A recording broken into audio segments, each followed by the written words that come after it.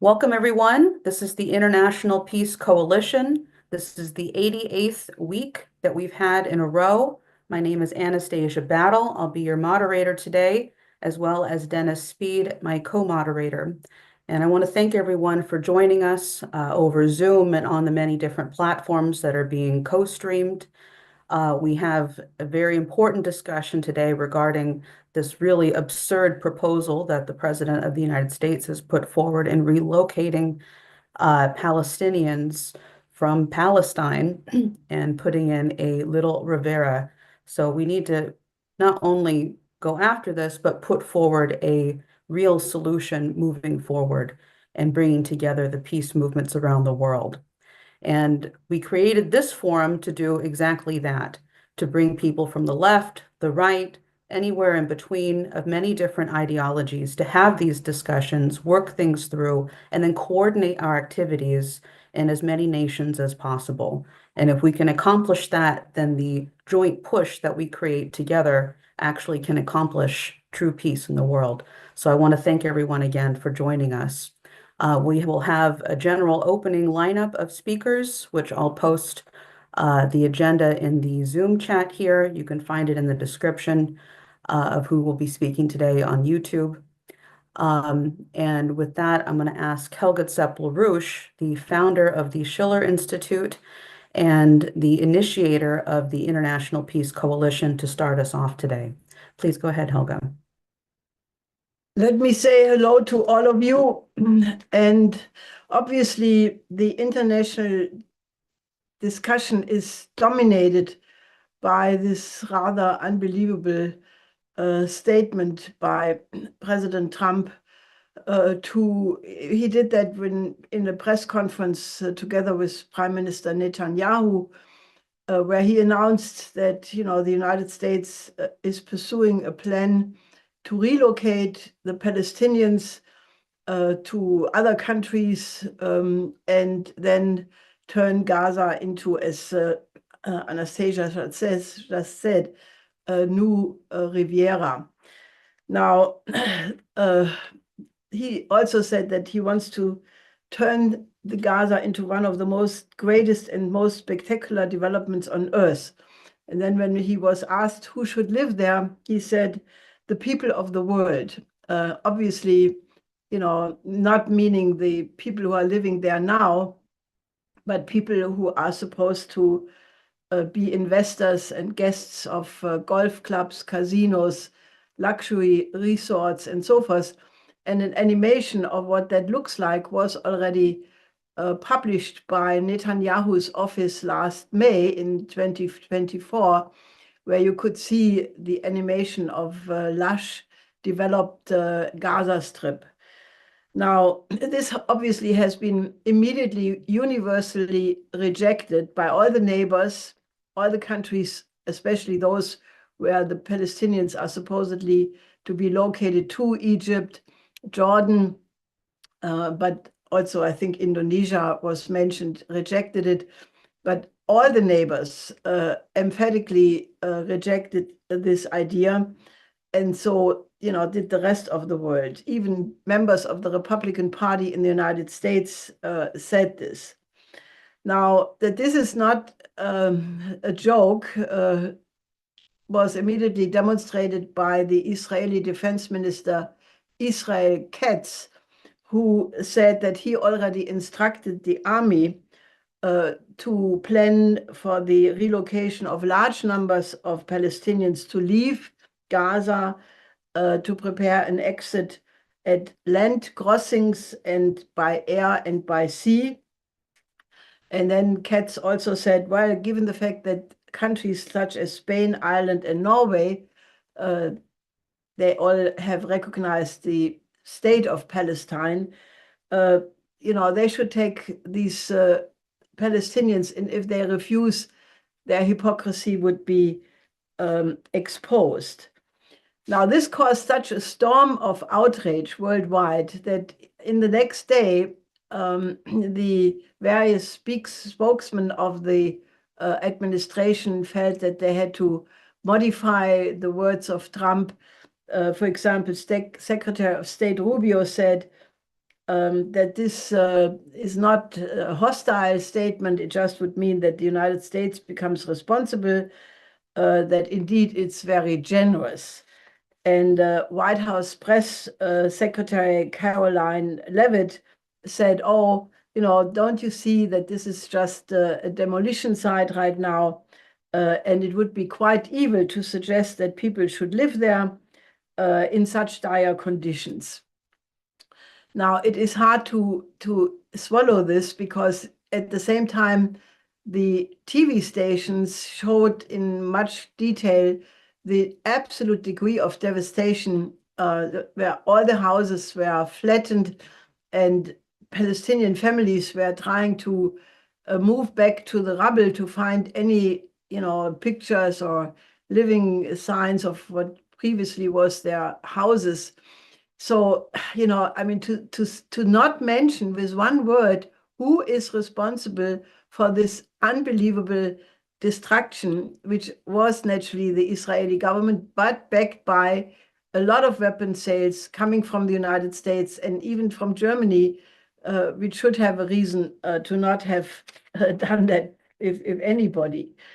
So, however, it is outrageous, but as any major crisis, this is also an absolute chance.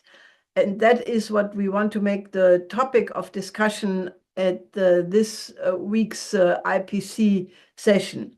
Because immediately the next day, US National Security Advisor Mike Waltz basically said that, since this is the only proposal and Trump's proposal is the best proposal, he said the following: the fact that nobody has a realistic solution, and he, meaning Trump, put some very bold, fresh, new ideas out on the table, I don't think should be criticized in any way. It's going to bring the entire region to come up with their own solutions if they don't like Trump's solutions, Mr. Trump's solutions, he added. But one of the key points President Trump made last night was, quote, tell me what real better alternatives they have ever been offered. Now, that is for us the absolute opportunity to, first of all, make sure that everybody knows about the Oasis plan. And we have now, obviously, the whole region in turmoil as it was never before. And, I think the outrage which has been created should be taken as a source of energy to absolutely make sure to Mike Waltz and to President Trump and to everybody who wants to know about it, that there is indeed a better solution around. The Egyptian Foreign Minister Abdel Lati, at a visit in Turkey, said that Cairo is planning to organize a big conference for the reconstruction of Gaza.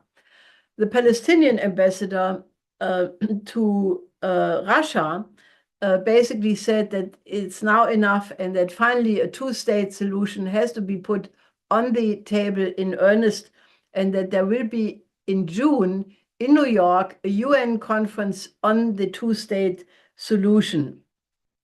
Now, we have talked from the Schiller Institute and the International Peace Coalition in the days which just have passed to a lot of people, and it is very, very clear that there are serious forces, top forces from the region, who understand that it is now the time to move, if ever.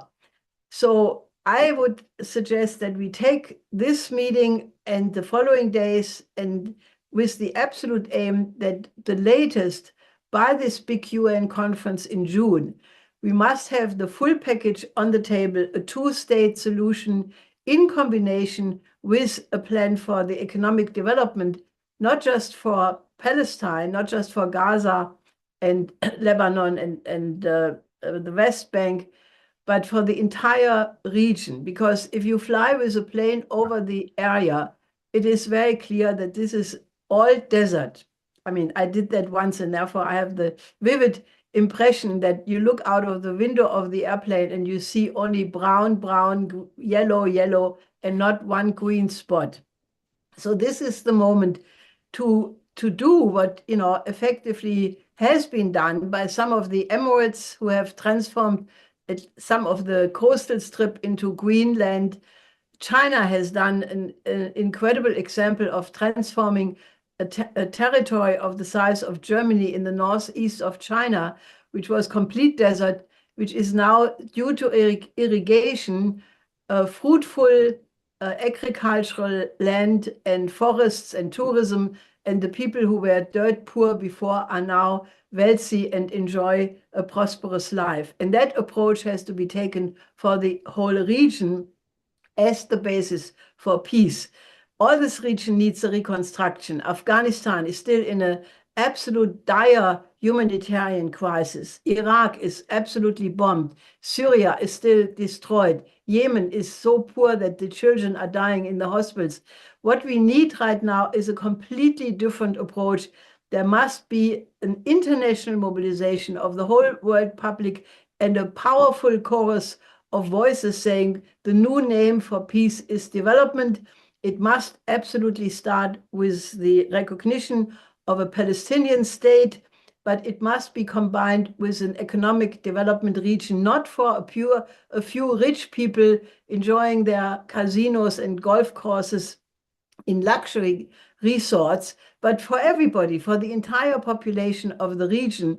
And that must become the battle cry. And we have to talk to the governments of the region, whom Trump already has said he wants to demand that they finance the reconstruction of Gaza, but not the model he proposes, but a real thorough development with the Oasis plan, the idea of building canals, building large amounts of nuclear plants for desalination of large amounts of seawater, and transform the entire region in a gigantic plan for the development for peace.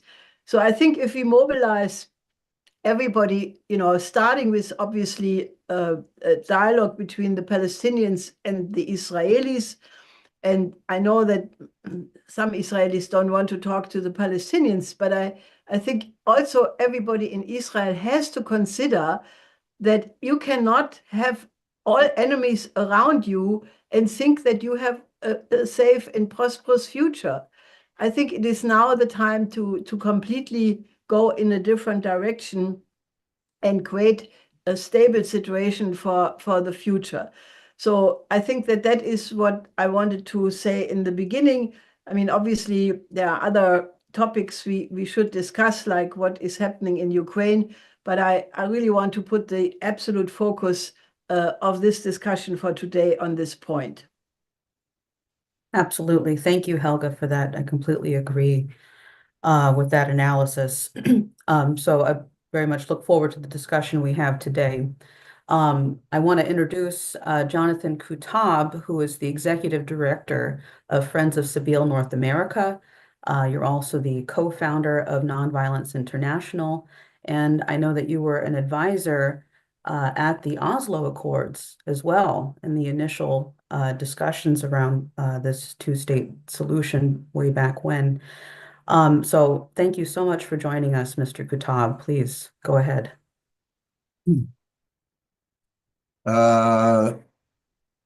Can you see me? Yes. Okay. You can also hear me. Thanks to you and to all the participants. I think that the challenge that was put by Trump, even though I don't think it was at all a sincere challenge, I think it was a deliberate attempt to present a gift to Netanyahu by openly talking about ethnic cleansing and by openly talking about displacing the Palestinian people, which is something that Netanyahu wanted for a long time. In fact, the Zionist movement has been working towards since its creation. but we're not always open and honest about saying that that's what they want. They want the land without the people. And that's what they've tried to do since the beginning of their assault on Gaza, to simply try and push people out and make Gaza unlivable. So what I want to say is, one thing that Trump has said is in fact correct, which is that Gaza is horrible, unlivable.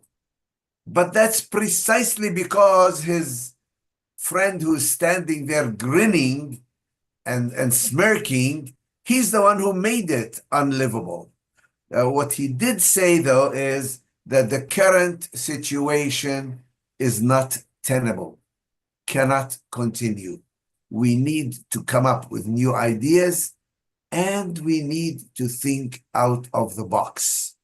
The reason he wants to change the situation is because he's failed and doesn't want to follow international law and doesn't want to follow logic and doesn't want to follow the requirements of justice.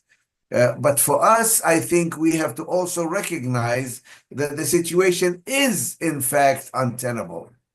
That the previous suggestions or solutions or plans have not worked. Have not worked for Palestinians, of course, but they haven't worked for Israelis as well. And they haven't worked for the international community either. So yes, we do need to come up with new ideas. Yes, we do need to think out of the box. However, there needs to be some criteria for how do we evaluate if a particular solution makes sense or not, is proper or not, is sustainable or not, meets the needs of people or not.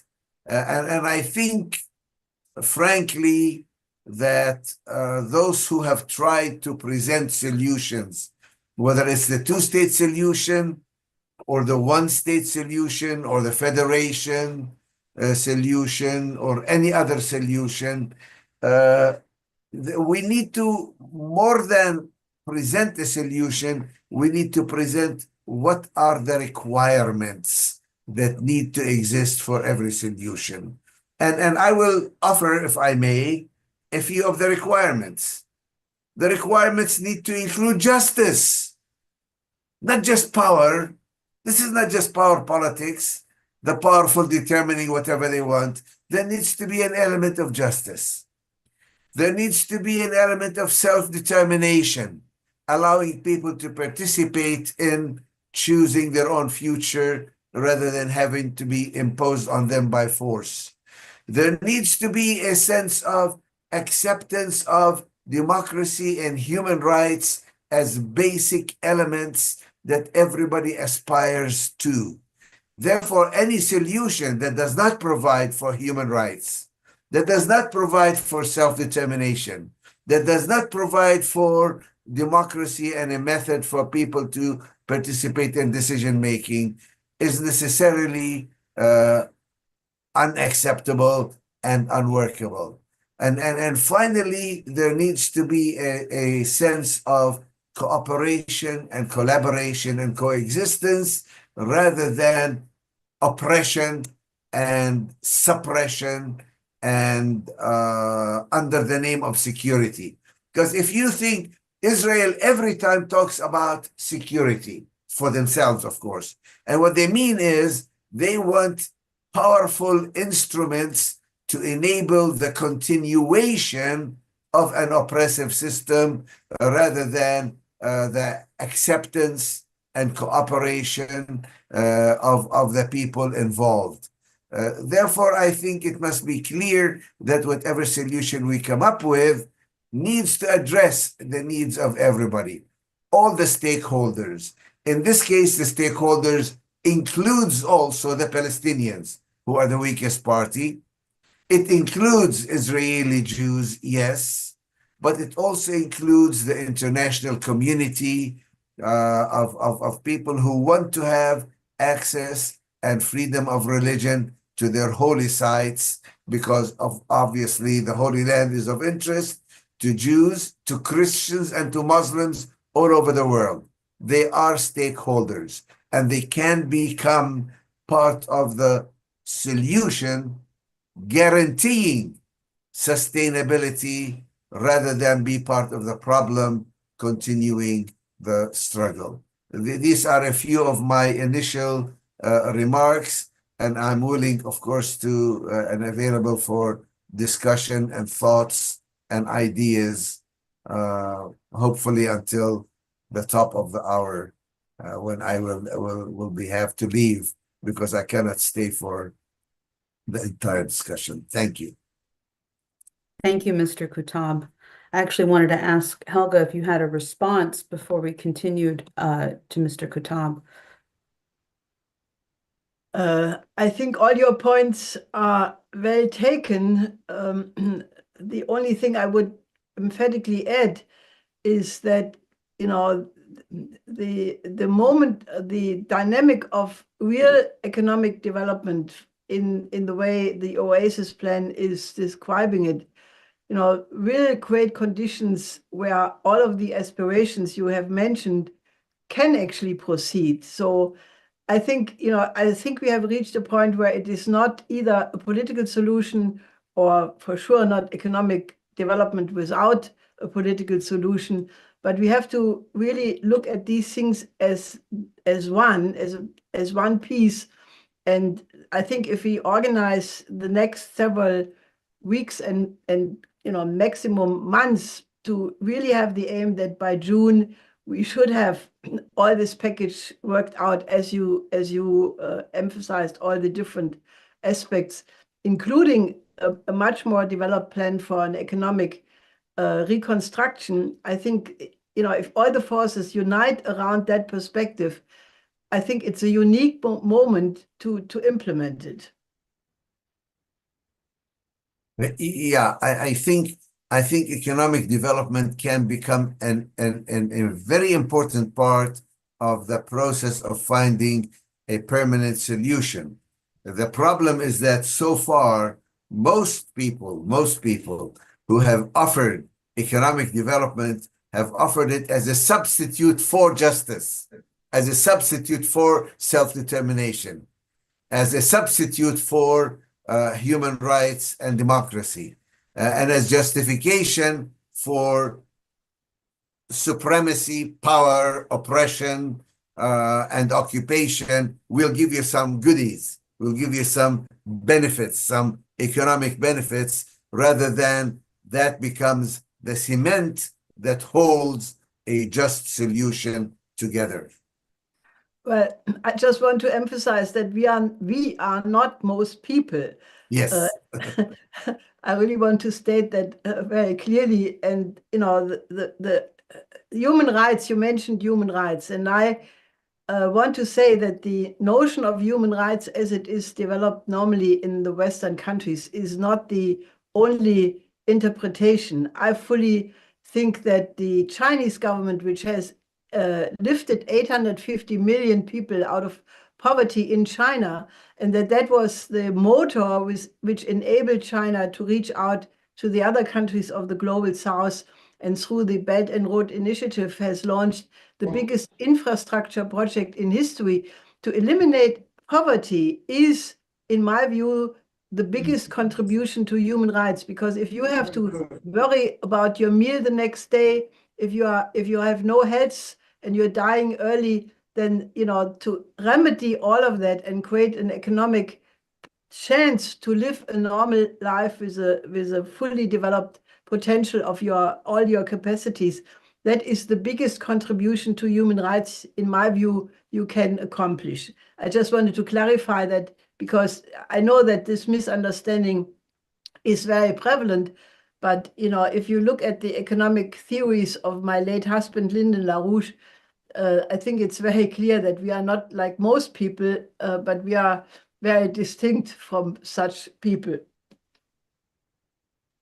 Thank you.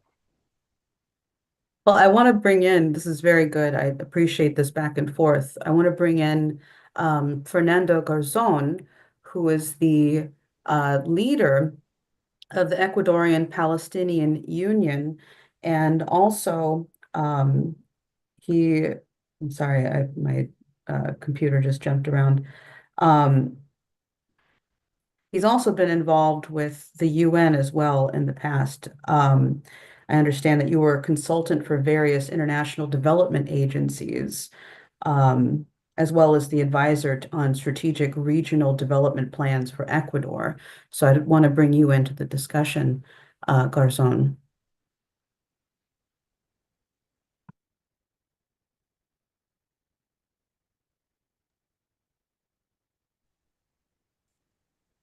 We can't Bien, hear you. saludos a todos y a todas.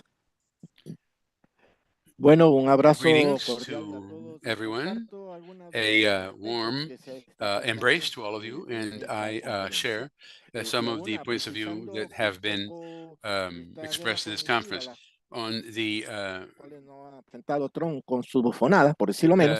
Nos obliga un some poco things a have not been considered about Trump's sobre la base de clownish esas frases, que evidentemente no son gratuitas, expression. parte de su experiencia, Obviously, estilo propio these are elements that are typical of the kind of real estate businessman that he comes from, in which speculation is a way to derive certain benefits, except that now he is doing this with the entire planet. We know that the issue of Greenland, Panama, Galapagos, and now also Gaza. He plans to make some kind of deal with Israel for them to transfer the Palestinians out of Gaza. So we will not be focusing on that part of this so-called plan. I would like to bring up certain elements that need to be considered. First of all, there needs to be an emergency plan because the Palestinian situation is dire, but there also has to be a development perspective considered by the Oasis plan for development. As Mr. Kuttab was also saying, it's not only an issue of self-determination, but also sovereignty. In this context, from the standpoint of a technical approach, we might consider various aspects of what we might call an emergency plan for sovereignty, which will include various levels of economic reactivation of the population. And this goes along with the immediate rebuilding of the there are some audio complications. We're not hearing Mr. In the case of services such as water, as has been detailed in the Oasis plan, and also a strategic plan for productive infrastructure, which would include transportation, infrastructure, and other forms of infrastructure linked to a better standard of living for people who are now around 2 million now that are living in dire situations. This would go along with another aspect which goes along with the proposal of making the area habitable again. That is to restore the habitability of this territory for the population. This obviously this includes health, food, etc., where the Palestinian population, institutionally and so forth, will achieve a level of sovereign and autonomous sovereignty. But international aid and financial assistance cannot be conditioned to these other parts of the reconstruction, but also recognizing that the Palestinians have they are in a good negotiating position due to the presence of gas and other resources that will guarantee their future payment or any debt which may compromise their independence and sovereignty.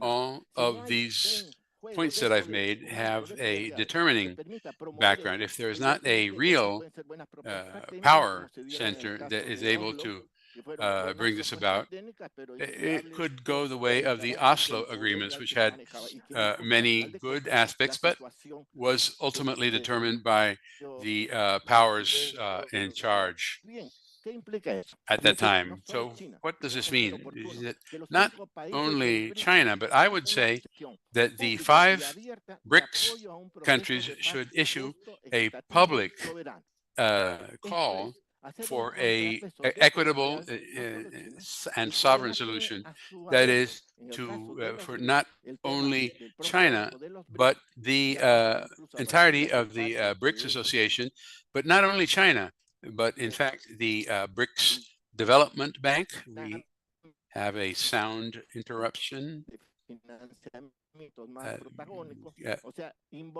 That is, which involves the global South. Linking it, this is directly connected to what Helga Zepp-LaRouche has brought up. It is time to recognize the Palestinian state, to strengthen a counterposing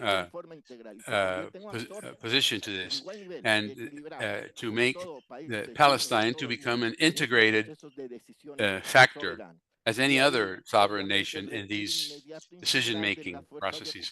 And also, of course, a removal of the occupying forces in Gaza. Basically, these are the thoughts that I wanted to contribute to your debate and consideration. Thank you. Thank you, Mr. Garzon, for that. We did have a little bit of a breakup on the visual audio connection, but I think your points were made very clear. So thank you so much for contributing to this dialogue. I wanted to see if Kuttab and Helga Garzon, if there's any more response. We do have a video from Dr. Baskin, who's an Israeli negotiator. So I wanted to make sure we got that in also for the discussion. But if there's any more response before we continue. Can I say something? Oh, Can well, I say something? Helga just started, Helga and then Ramotar. No, first President Ramotar. Okay, President Thanks. Ramotar, please go ahead. Thank you. I think one of the big problems that we have been having all these years in finding a solution is the fact that those people who are the intermediaries, the brokers, have not been honest brokers. They have been totally on the side of Israel and not trying to hold an even hand in order to try to come to a proper solution. Therefore, I believe one of the early demands that we should make is that the 5 permanent members of the Security Council should be involved in this negotiations between the different parties, and to ask the Palestinians alone to have discussion with the Israelis, I think it will be a disaster, because it will not be 2 equal partners negotiating. The Palestinians are in a very, very weak position, and history has taught us that whenever in the past that they had these type of discussions, they kept losing more and more lands. And therefore, I believe that you need to have to change the composition of the negotiators, because Egypt is under the finger of the Americans.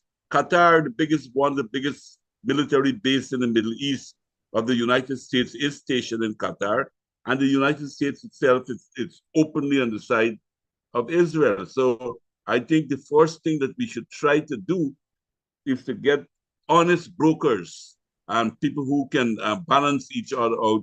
And the only set of people I see where this can work is if we can involve all the permanent members of the United Nations Security Council, get involved directly into this situation. America, United States have been trying their best to keep out any other persons, and they want to keep control of this, but they have a partisan agenda, and it will not lead anything good for the Palestinians. That's the first point I would like to make. The second point I would like to make is that this situation is extremely dangerous, a very, very dangerous situation that you're in.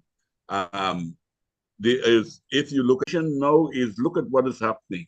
Canada has caved in.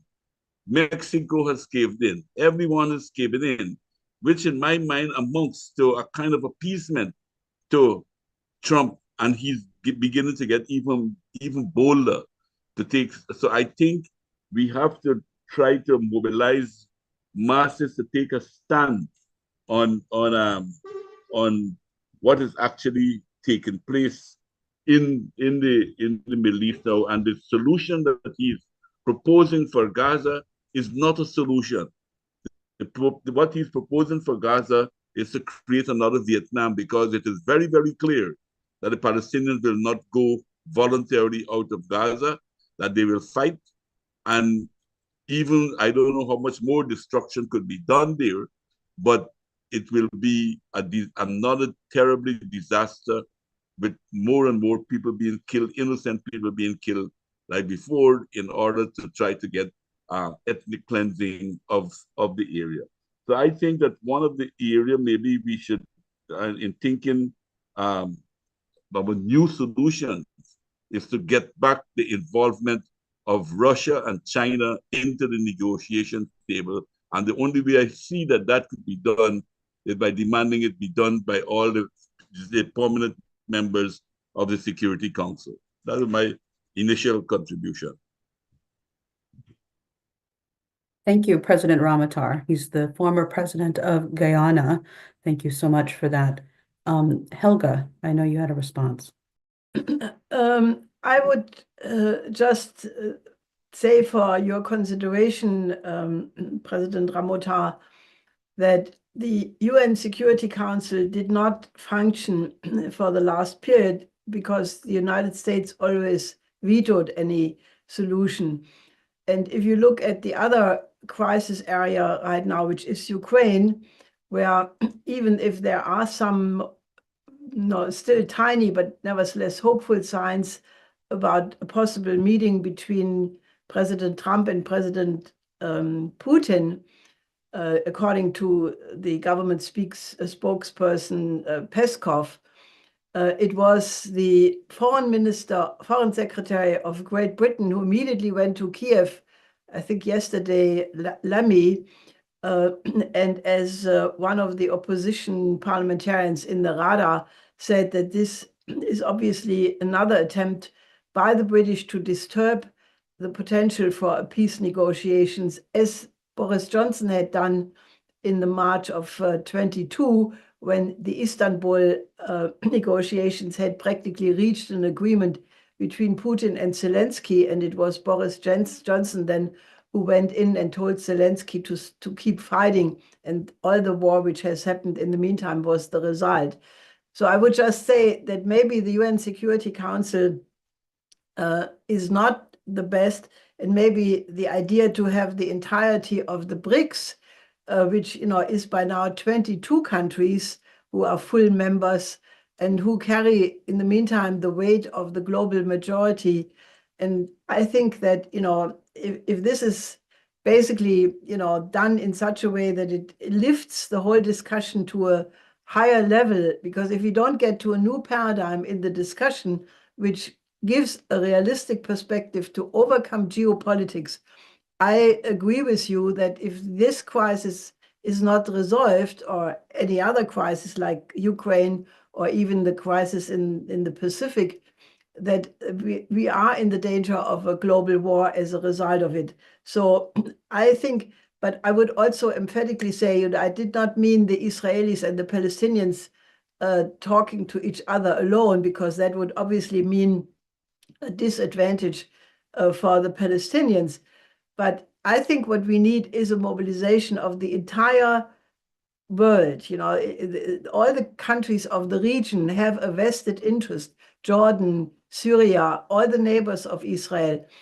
And therefore, I think we need to have a general mobilization is the human species capable of undoing one of the biggest injustices and crimes of our present and find a solution which is acceptable for all? And I think this is something which does require, I think we cannot leave it even to existing bodies like the UN Security Council. I think we need a real mobilization by all the forces in the region and beyond.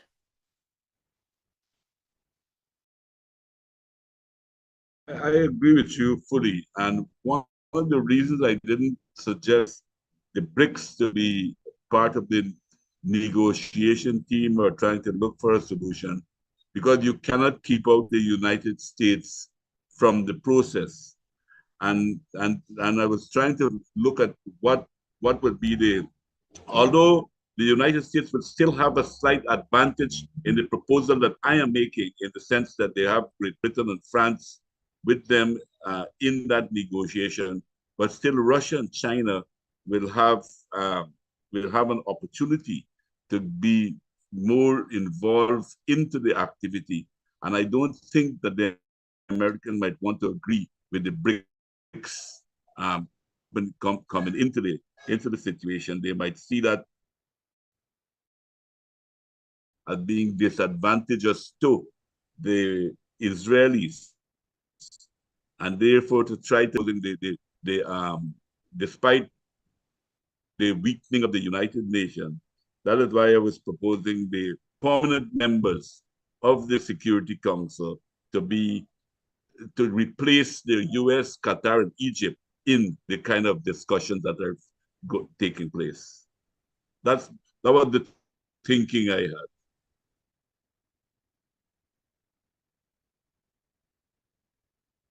Thank you, Mr. President Ramotar. I did want to, I know, Mr. Kuttab, you have to go soon.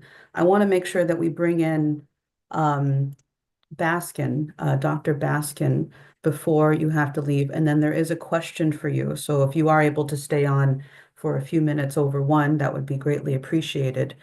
But Dave, can we bring up that video from...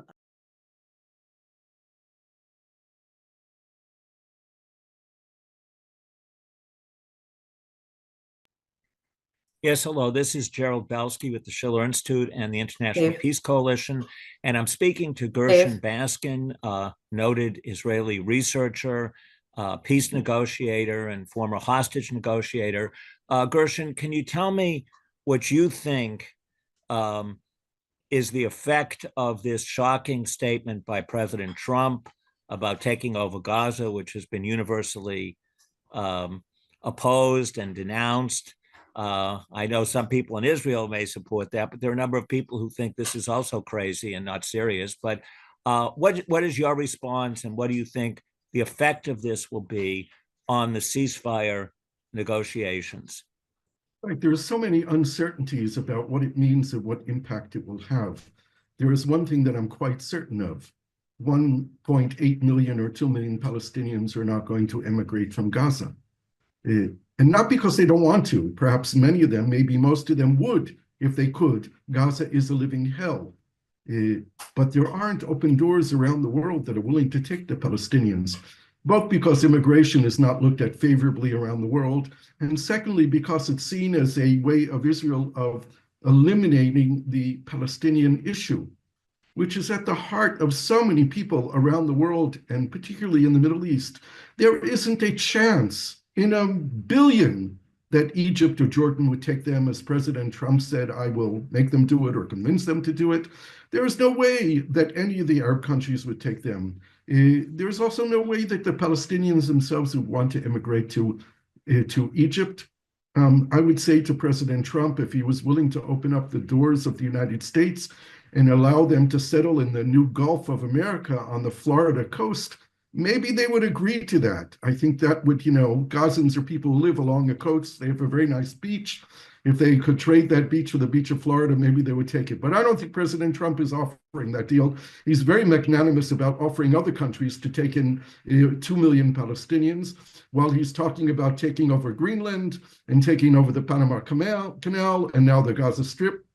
You know, there was a videotape of a couple of years ago that was put out by Jared Kushner, his billionaire son-in-law, who talked about the ideal piece of real estate in Gaza and what we could build there, apartments and hotels and resorts and casinos. And I'm sure that President Trump, who is this transactional man, sees those dollar signs when he looks at Gaza and removes all the people from Gaza. So this is delusional. It's not going to happen, and it's dangerous. It's dangerous because it risks the lives of the Israeli hostages in Gaza. It risks the lives of many Gazans because Israel may be triggered to restart the war rather than negotiating the continuation of the ceasefire. It's dangerous because it could lead to the end of the peace treaties between Israel and Egypt and Jordan and endanger the countries that Israel has the Abraham Accords with, the United Arab Emirates and Bahrain and Morocco. And it puts an end to the idea that Israel would normalize relations with Saudi Arabia. Saudi Arabia is not going to throw the Palestinians under the bus. So this is a non-starter, and it's a very dangerous non-starter. Would you like to comment on the status of the peace negotiations you had talked about earlier that you had initiated with former Israeli Prime Minister Ehud Olmert and the former Foreign Minister of Palestine, Nasser al-Kidwa? Right. Well, I wouldn't call them peace negotiations because neither of those two men are in power.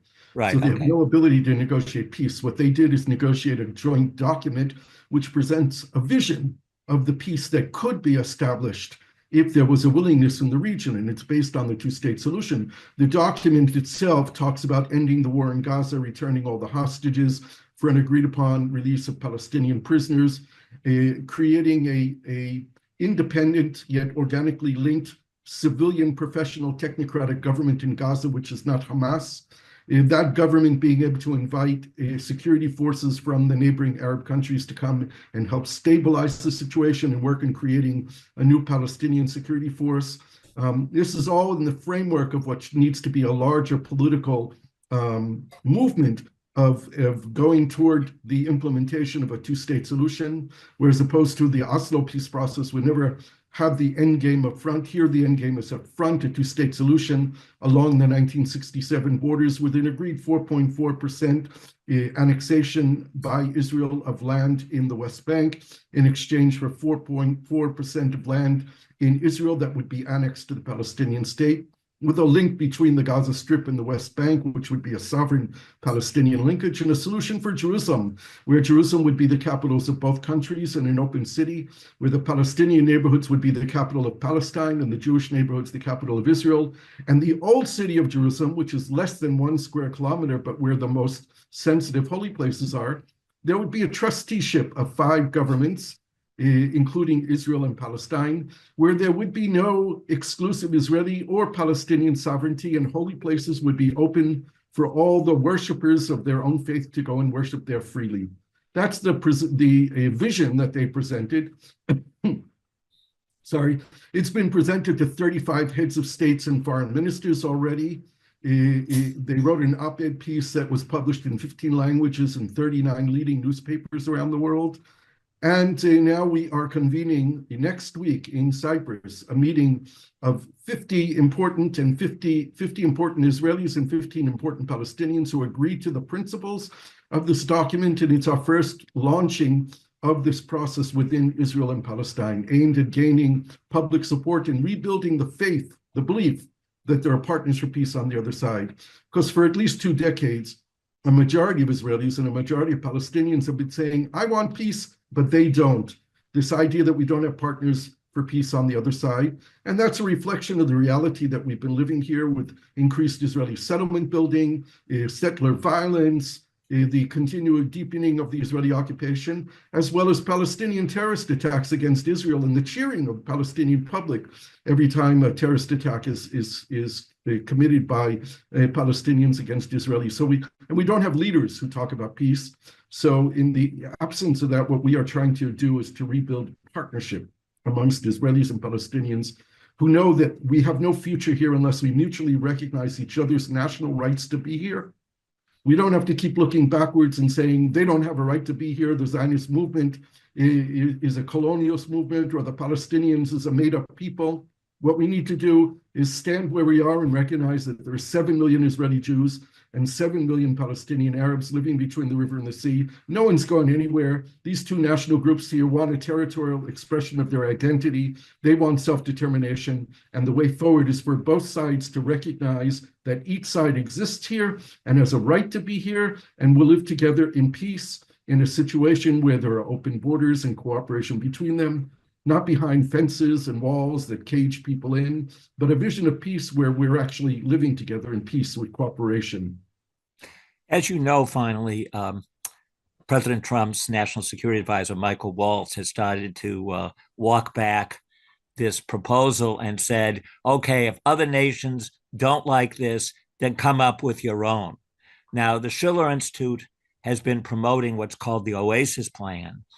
We want to bring this on the world stage to diplomats and nations and individual activists and prominent figures all over the world. And the idea behind it is that in order to get peace, we have to combine what you have been, the sentiment that you have been promoting, with the idea of massive economic development, not displacement, not a Riviera of hotels and golf courses, but or ski resorts, but actually infrastructure, massive transformation, water, which is the most important resource being developed through desalination and irrigation, and turn the area into an oasis. And the view of the Schiller Institute is if we can build big public support for this, this could provide the psychological basis as well as physical basis for two states. I wanted to see what your response is to this idea.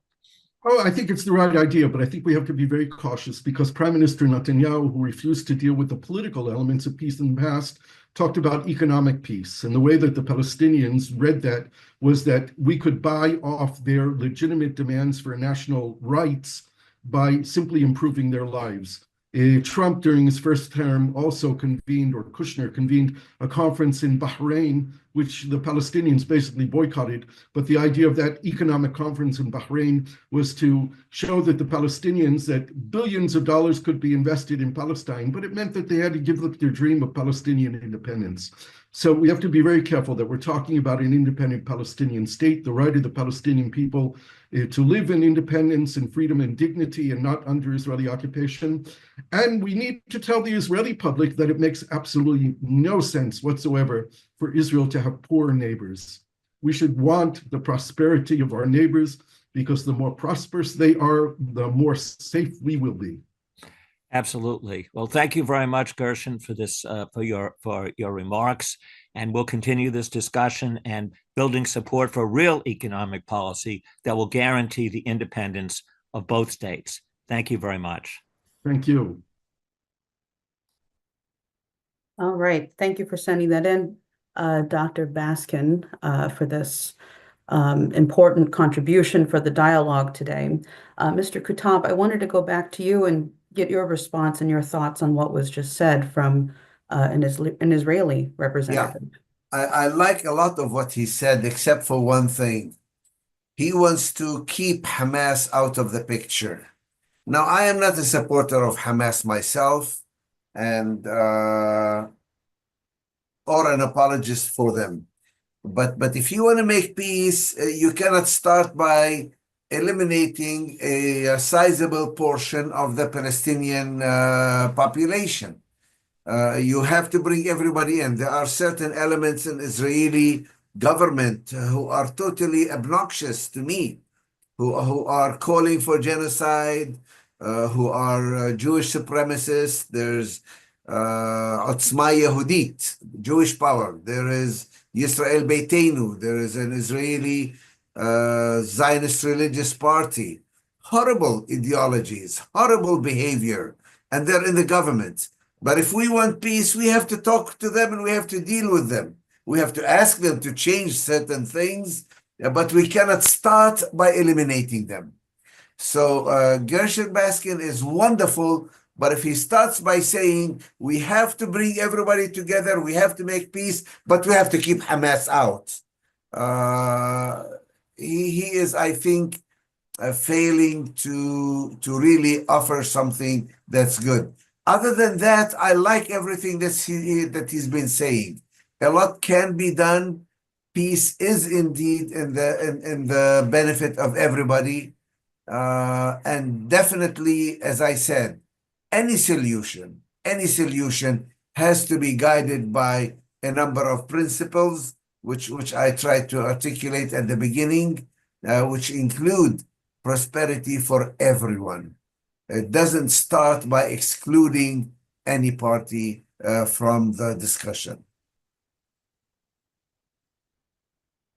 I think that's an important point, Mr. Kuttab.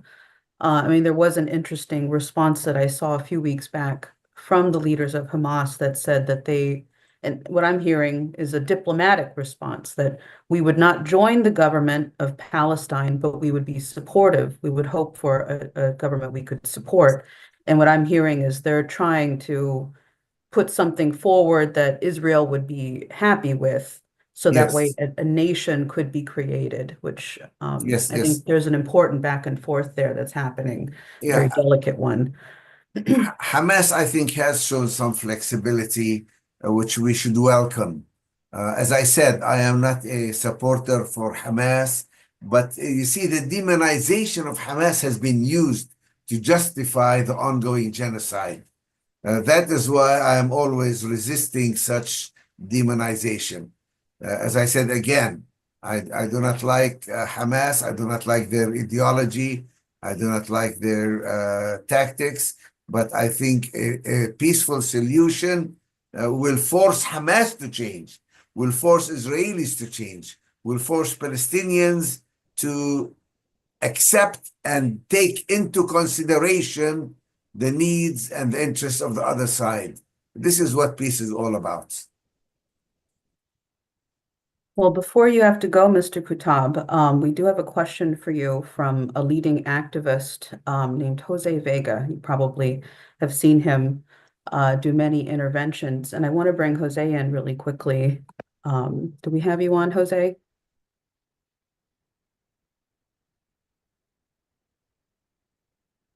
Yeah, hi. Can There you we hear me? go. Well, I just wanted to first of all just thank the presenters for coming on. I wanted to just pose a question about how quickly we can actually begin to reconstruct these things, right? You know, I've proposed a plan here in the Bronx to turn it from the poorest congressional district in the country into one of the most advanced and developed places in the world. And we've seen examples of countries like China where they can build housing in as little as 28 hours. We've seen places like Mariupol in Ukraine be completely reconstructed while there was a war going on by the Russians. We know that the technology today is quite advanced, that if countries wanted to work together, they actually could. So I think, you know, I don't think that the Palestinians necessarily need to go anywhere. In fact, I wonder how many Palestinian engineers there are around the world that have been trained around the world that could be going back there to lead reconstruction efforts and shelter efforts and infrastructure efforts. So I just wanted to pose that, and you know. Yes, I totally agree. I think a lot can be done to make Gaza habitable again, and you don't need to move anybody out in order to do it. What you do need to do is you need to end the siege, allow building materials in, allow equipment in, allow engineers to come back, Palestinian engineers who are ready and willing to come back to build. Yes, we need help. Yes, we need the international community to support us. But the first and the most important element of help we need is stop the siege, stop the continuing destruction of infrastructure, stop the starvation of people, stop the restrictions on people to build and to plant and to fish in the sea and to carry out normal activities. You can't talk about rebuilding Gaza while you're in the process of destroying it.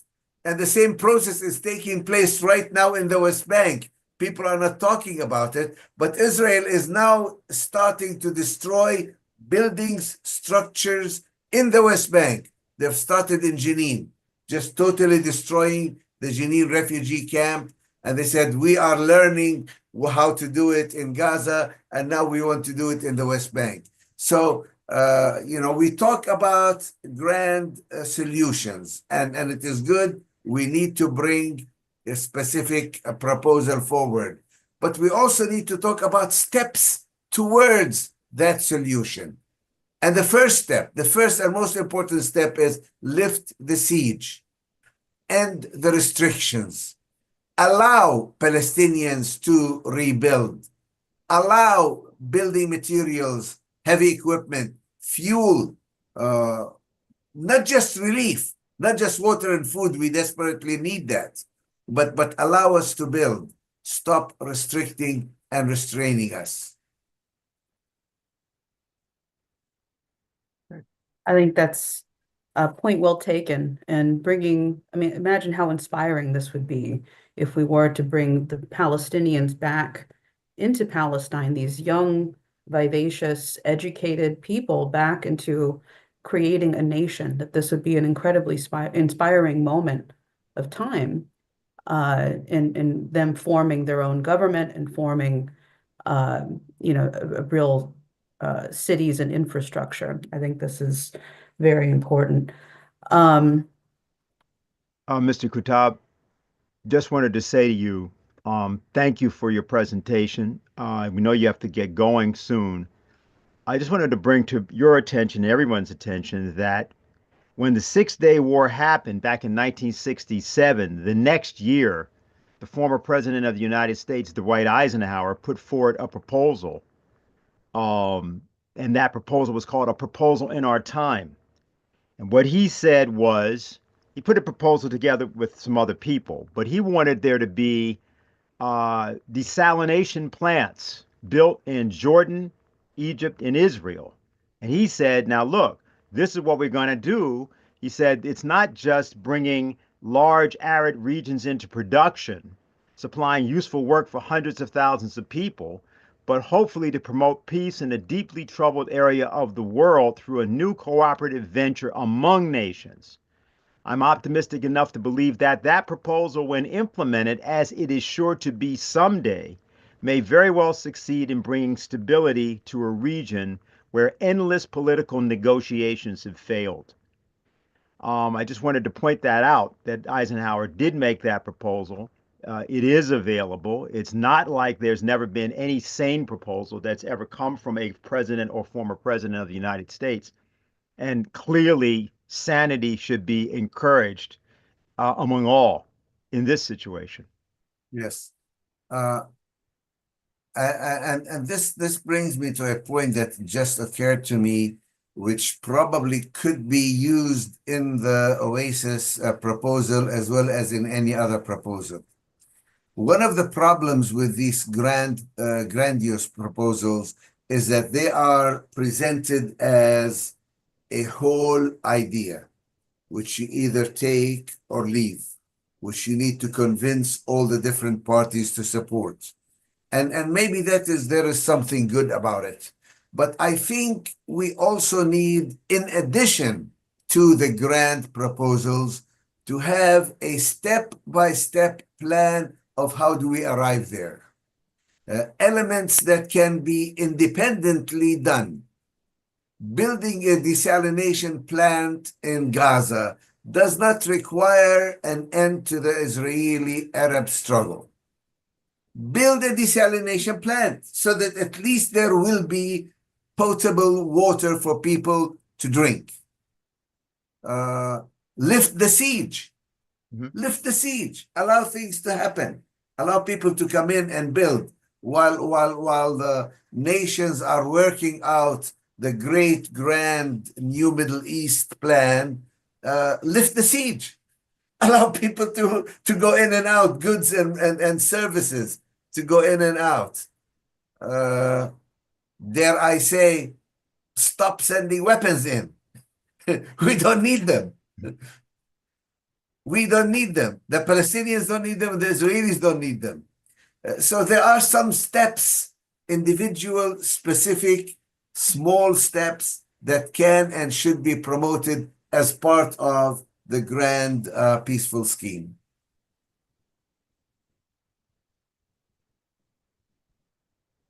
No, I think that's actually very useful. Getting a committee of people together to work through what these steps would look like tangibly. I think we've got a number of people who are putting forward their expertise, who are endorsing the Oasis plan. I think we can create a committee. Helga, maybe we could talk about this, getting a committee together of people of how a step-by-step process could happen like this. But I want to thank you again, Mr. Kuttab, for joining us and bringing your expertise to the table for this dialogue. I wanted to see if there's anybody else on the panel thus far, if you have any contributions for the discussion before we continue.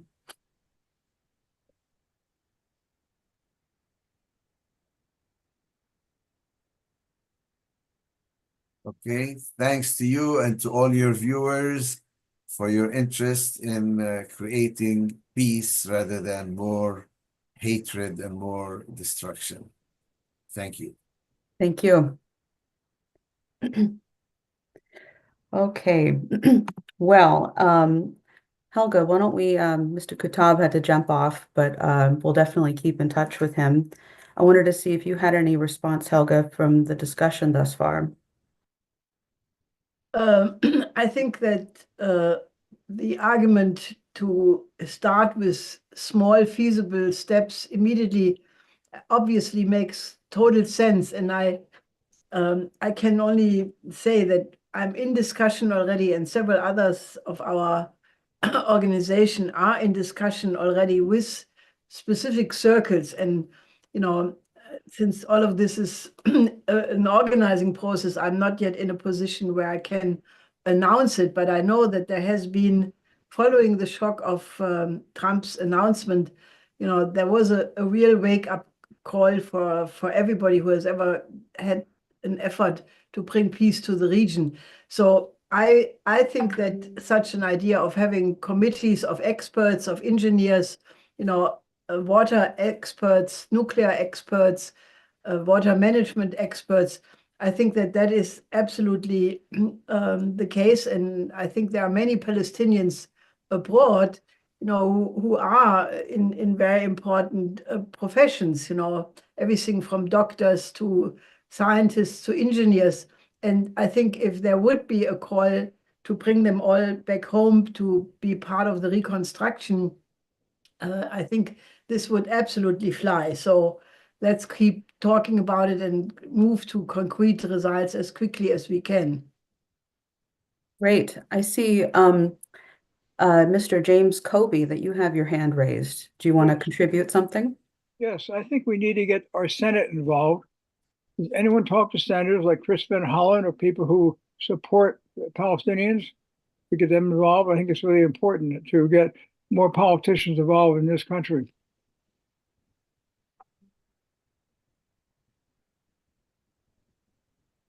Okay. I want to go to a video, actually, an intervention that we have from that was just done recently, actually just last night, on Boris Johnson, which an activist, Morgan, has done. And I want to grab that video right now. Can we pull that up?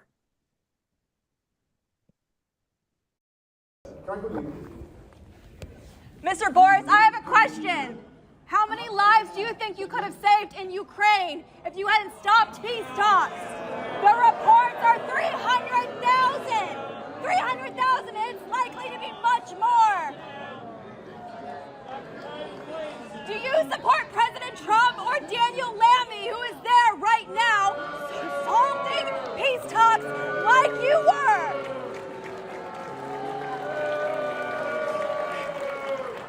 How are we supposed to believe you that Putin is this imperialistic maniac when we're watching our so-called ally bomb foreign nations, demolish Gaza, and do a land grab in Syria, and now has his eyes on the West Bank? Yet Putin is the imperialist, not the West. The only thing certain is that the Western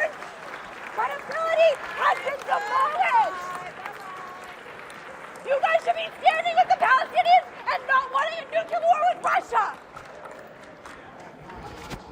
Thank you.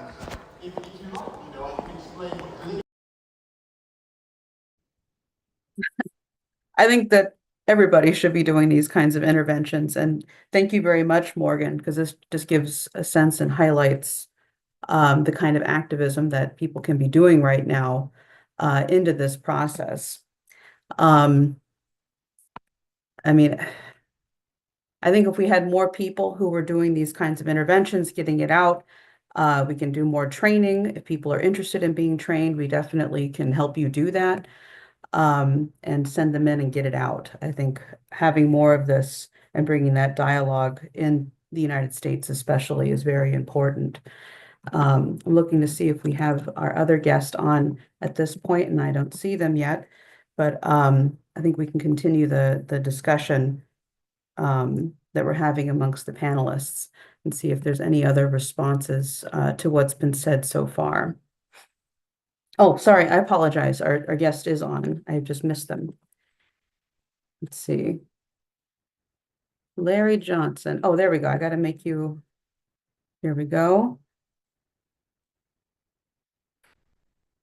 All right. So next I'd like to introduce Larry Johnson, who he's a former CIA officer and co-founder of Veteran Intelligence Professionals for Sanity. Do we have you on, Larry? Yep, I'm here. Hi, welcome. Thanks. So, where are we? I got on late.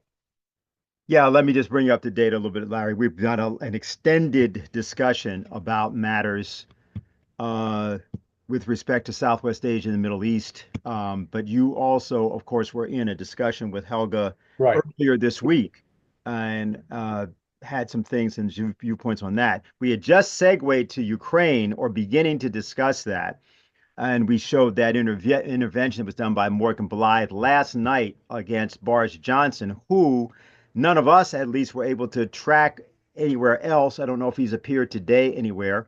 Don't know exactly why he was in town, but we did intervene and ask him whether or not David Lammy was going to carry out the same sabotage of negotiations as was done by him back in 2022. He didn't answer that question. So that's sort of the where we have been so far. Okay. Maybe you can sort of, I know you've just been on various broadcasts and doing things. So maybe some things particularly at the top of your mind you'd like to convey. Yeah, well, let's start with Trump's, Gaza Riviera project. To call it a project and a plan is to be generous. I understand why people have been offended by what he said, alarmed by what he said, shocked by what he said. But let me, let's step back and take a realistic point of view. He didn't put up any kind of viable plan. He didn't have a deadline.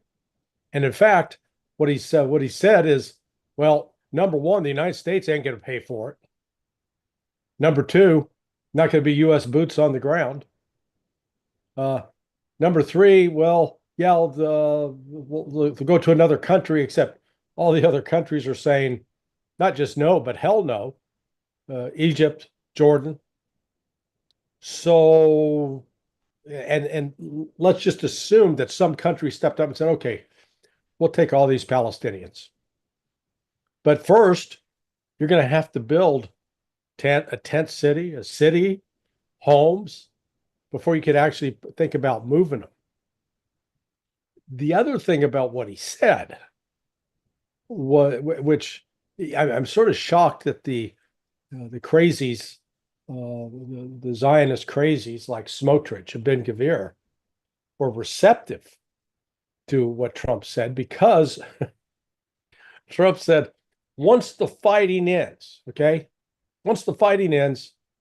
Israel will turn over Gaza to us. Wait a second.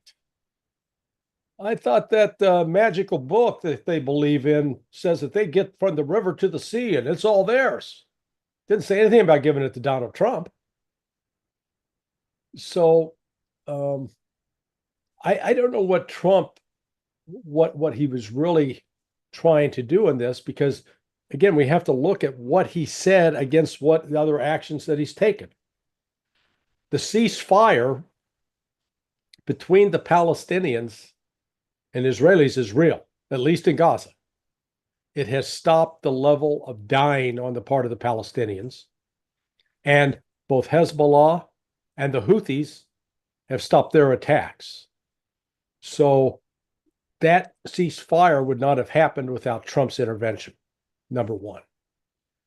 Number two, let's not forget that Trump also put out on Truth Social that video of Jeffrey Sachs, where Sachs called Bibi Netanyahu a deep, dark son of a bitch. Not exactly putting that out as a compliment. Trump, I think what Trump is doing is creating a narrative for negotiating purposes, one that can, if you will, lull the Zionists into a bit of complacency, because people say, oh, well, they're just going to start killing Palestinians again. Well, step back and let's take a good look at how inept the Israeli occupation forces are. They've been fighting and killing Palestinians for 15 months. They have had every possible military advantage a country could have. They have the Palestinians trapped in an area that's 25 miles long by 8 miles wide. They've got complete control over the frontier or borders of that land. They've got full air supremacy. They control the maritime approaches. They've got artillery. They've got tanks. They've got the United States supplying them with every weapon they could want. And with all of those advantages, Israel was incapable of defeating Hamas, which was put on display with the release, every of these hostage releases. The Hamas fighters are out there in uniform, and we're not talking raggedy ass uniforms. We're talking squared away, properly dressed, carrying rifles, showing good muzzle discipline with the rifles. They're not pointing it at people. They're keeping their fingers off the trigger. They were showing a level of discipline and organization. After 15 months of this Israeli total advantage, Israel couldn't beat them. So the odds are that when the ceasefire ends, that Israel's going to go back and beat them? Nonsense. Is Israel capable of killing more Palestinian women and children? Absolutely. But the problem Israel's running into is that its soldiers, not all of its soldiers are psychopaths. There are enough people with some spark of humanity within them that the horror of killing women and children has settled in on them. And that's why you've had so many suicides among reservists that have, gone home. They've killing themselves out of guilt. So I think Trump in a way boxed in Netanyahu by basically saying, oh, yeah, we support this, and we'll take over Gaza and rebuild it. But I disagree with those who say that he gave Israel a green light to go in and start the war again. He doesn't want that. Trump wants that ceasefire to go forward because Trump was the one who brokered the ceasefire through Witkoff. And the other thing that's taking place that many aren't focused on is Trump has opened negotiations, is trying hard to negotiate with Iran. Now, the Iranians are split, and I don't blame them. Iran is like in the position of an abused spouse that's been repeatedly beaten and raped over time, and then her former partner wants to come back and build a relationship. You go, well, I'm not sure I want to get back into that. But Trump has sent Witkoff to Iran, and we see a lot of parallels with at least I see parallels with Trump's rhetoric about Kim Jong-un in the weeks that preceded his actual meeting with Kim Jong-un. I mean, it was night and day difference. Trump has made it clear he's not interested in going to war and destroying Iran. And his comments about Iran the other day, to if people not paying attention would say, man, he's gearing up to go hit Iran. But he said they will not have a nuclear weapon. Well, guess what? They don't have a nuclear weapon. Ayatollah Ali Khamenei has not given permission to build one, number one. But more importantly, Iran has entered into this agreement with Russia, the security arrangement. And part of that security arrangement is Russia has agreed to help Iran build up and improve and modernize its nuclear industry. But that comes with a caveat on the Russian part: there won't be any nuclear weapons. That's one way I think will guarantee that Iran's not building a nuke. So Trump, in essence, set up a straw man, because now, if the negotiations come to fruit, Trump's going to be able to take credit and say, look, see, my bad cop approach, my hard line, my demands, Iran caved. Now, that won't be really what happened. That'll be the narrative. And, but within that, I think Trump's angling to actually get this broader Middle East peace framework and get credit for it. Just one quick word on Ukraine. I hope everyone saw that the United States, through the Department of Defense, through Pete Hegseth, told the Brits, hey, you're in charge of this NATO defense group now, not us. So you take the lead. United States is backing out of Ukraine.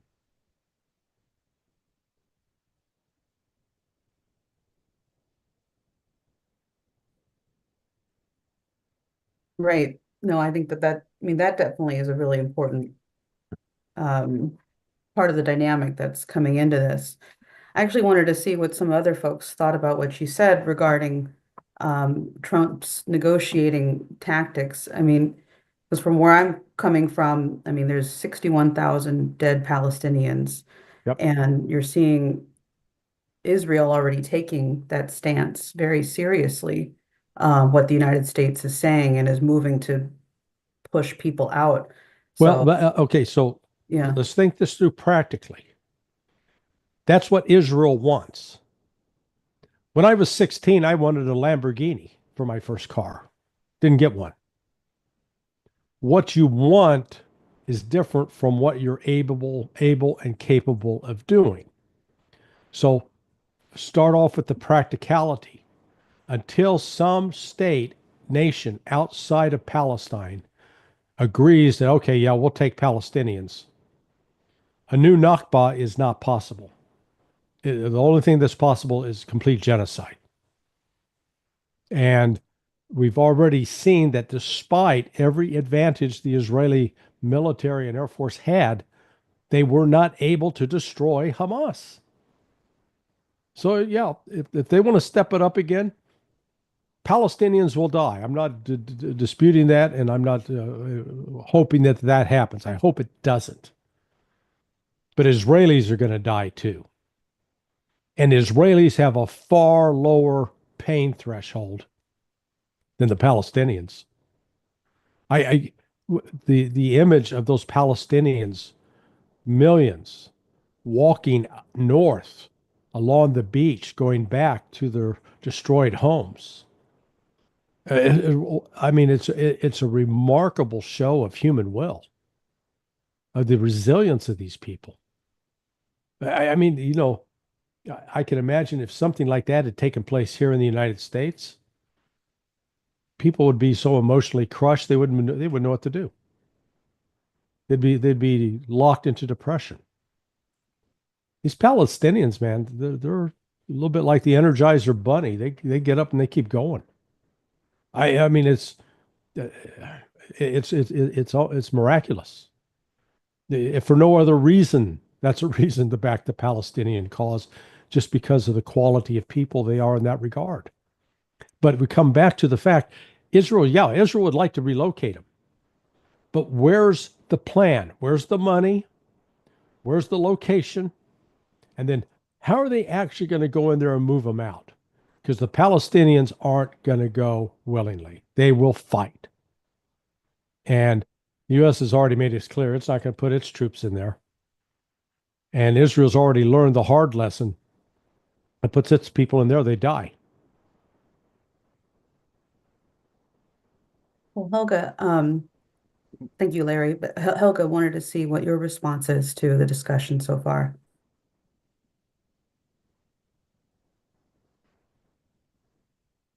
You're muted, Helga. Unfortunately, you're unmuted on Zoom, but we can't hear you. No, we still can't hear you.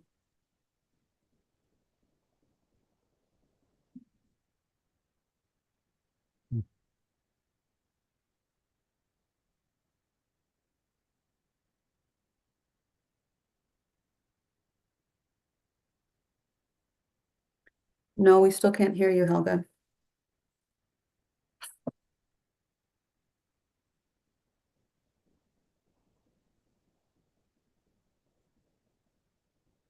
Can you hear me now? Yes, yes, there we go. A little technical.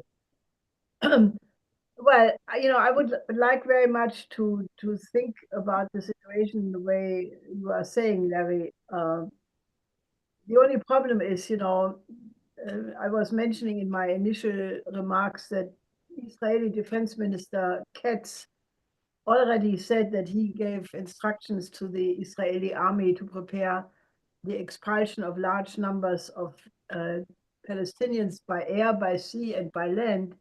I mean, it is not clear where these people should go. There is nobody. Well, that's the key point. I mean, Katz is a fool. I mean, the man is a man of limited intelligence. He's just a buffoon. He's a dangerous one, a malevolent one. But yeah, he can order the army to do that. Where do they go? They don't have any place to send them. Well, there is also a question which arose in the course of this discussion.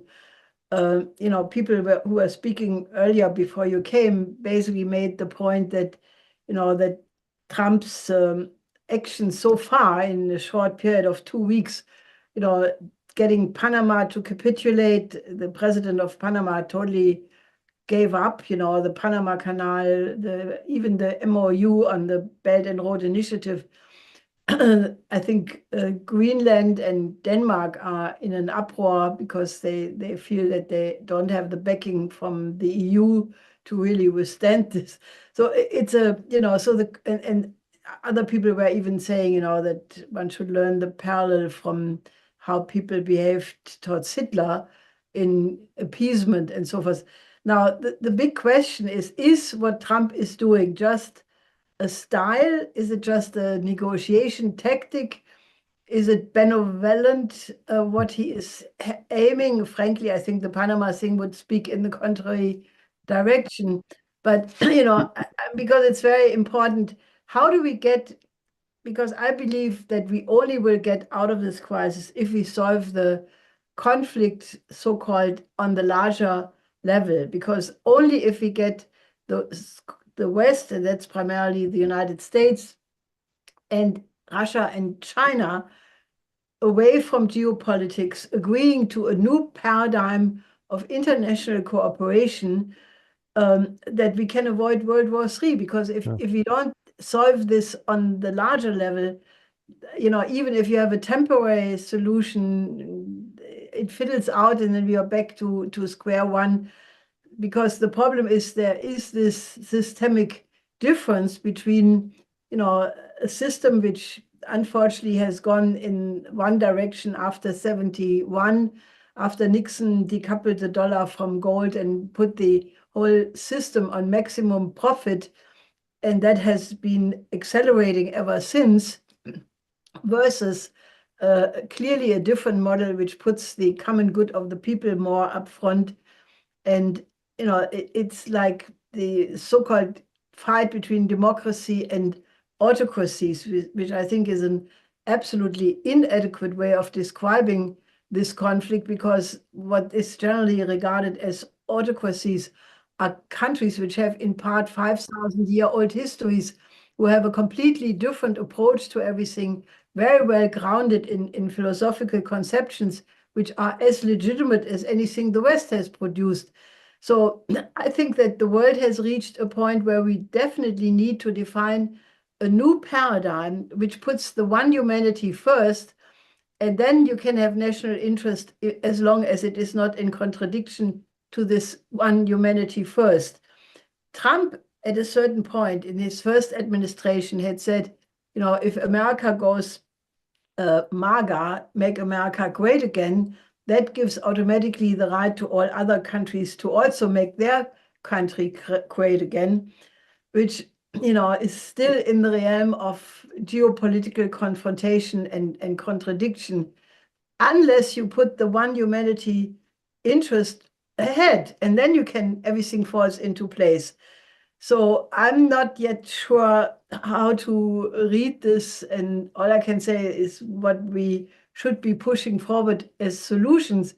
But how that will play out, I don't know. If what Trump is doing is just a style, or is it some way of replacing the method of the USAID of manipulation, of regime change, of all of these things with a brute force method? That is not yet clear for me.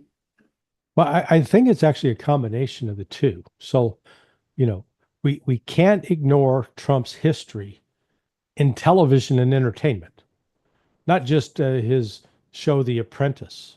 Because again, he was playing a character on that. It wasn't the real Donald Trump.